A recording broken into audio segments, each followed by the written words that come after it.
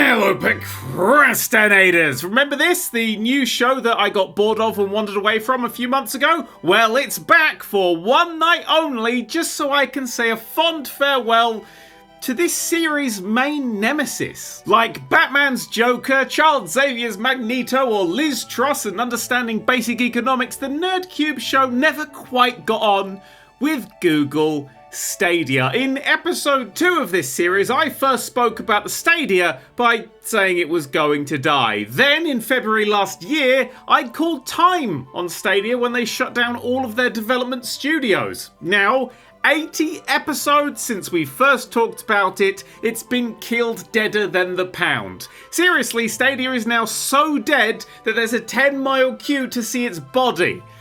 I'm kidding, of course, nobody gives a shit. In this day and age, owning a console or PC is like owning a house. It's expensive, but at the end of it, you've actually got a thing. Services like Game Pass are like renting. It's good if you're trying a new area, but overall more expensive with nothing to show for it when you get to the end, aside for some memories and, you know, a few knickknacks you've stolen.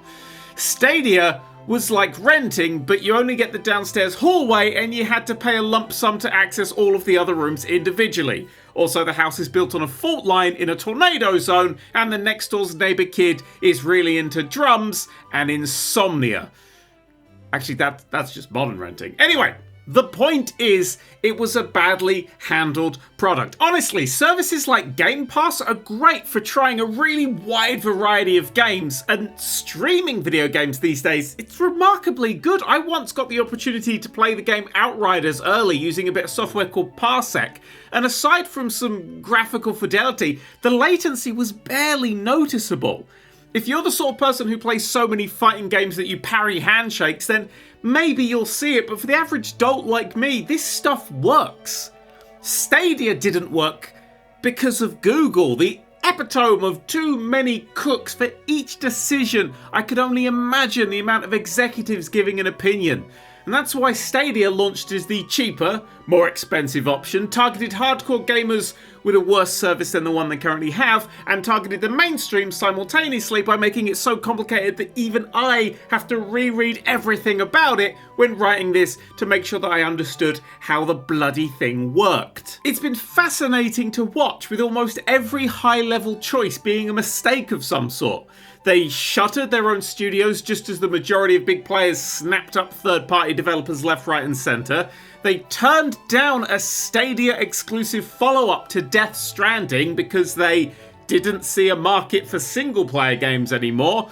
And they failed to capitalise on the fact that they existed during a fucking global pandemic when most people were home, bored and desperately seeking entertainment online. In summary, Stadia lurched onto the world stage, had a massive identity crisis, and died. The funeral will be sparsely attended, and the main thing that I cover in this show has been put to sleep. At least we've still got Skull and Bones delays to talk about. No, really, Skull and Bones has been delayed again just a few days ago. That's fucking hilarious. But for now, I guess the show in this form is over. I'm not exactly paying much attention to gaming news at the moment, so it seems silly to pretend that it's going to carry on for the foreseeable. The channel is gearing back up for 2 plays videos a week starting very, very soon, and alongside 3 weekly streams, that'll do ya. Godspeed this magnificent bastard, and before I go, one last thing. This totally was a rant series, wasn't it? Oh well. Ta-ra!